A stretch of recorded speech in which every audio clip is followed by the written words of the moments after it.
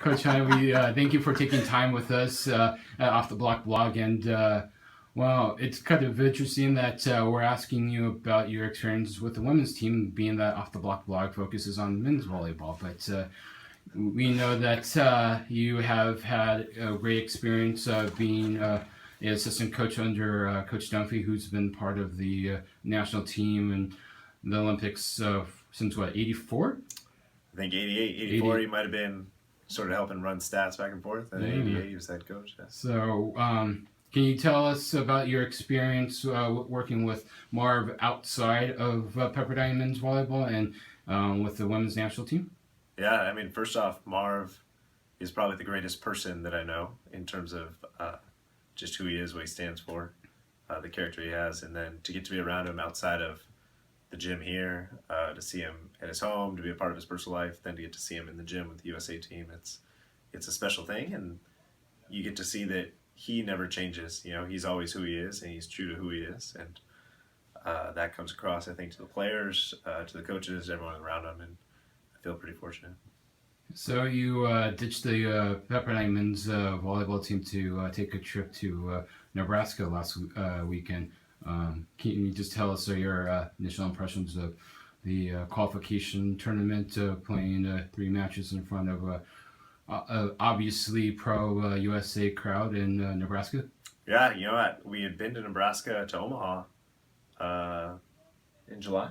In July, and it was a lot of fun. And then to get to Lincoln, it was even better. I think they just won their 4th national championship. Everyone's into volleyball. It's a big deal, and it was a special thing. I'd never been to a Nebraska volleyball match, but I assume it's something similar and maybe even better. And we were lucky to have the fan support, and we were lucky to pull out a win and secure a berth.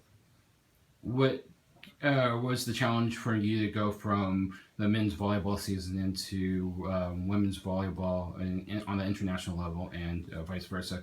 What's the challenge for you coming from women's volleyball the last week to getting ready for the Pepperdine men's volleyball season, specifically for MPSF play?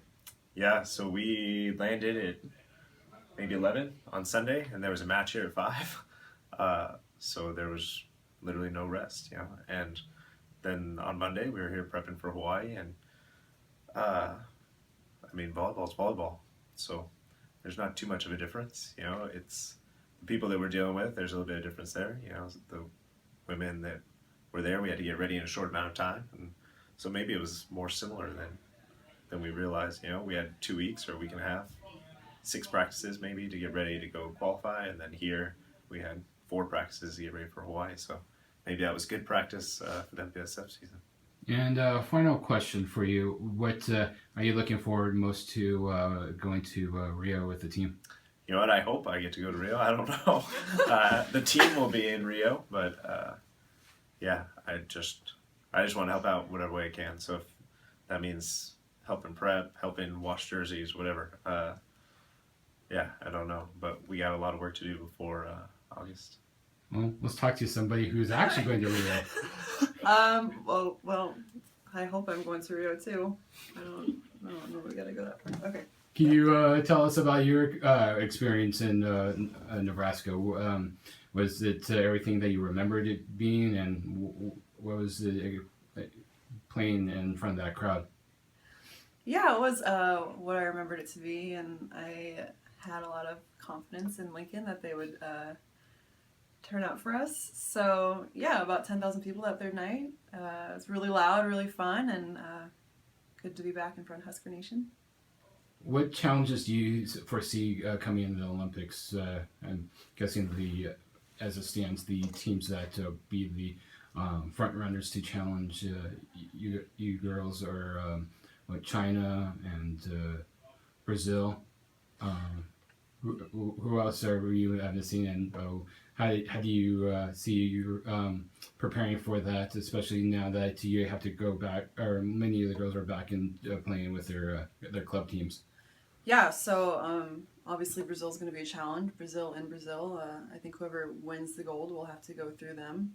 And yeah, Serbia, Russia both beat us at World Cup this past year, so we got a lot of work ahead of us. And I know everyone's at their overseas teams right now, but everyone's working really hard to get better every day. So, long journey, but we're working hard. Well, thank you for taking time with us, and especially on the last minute notice and surprise, but we appreciate it. Of course.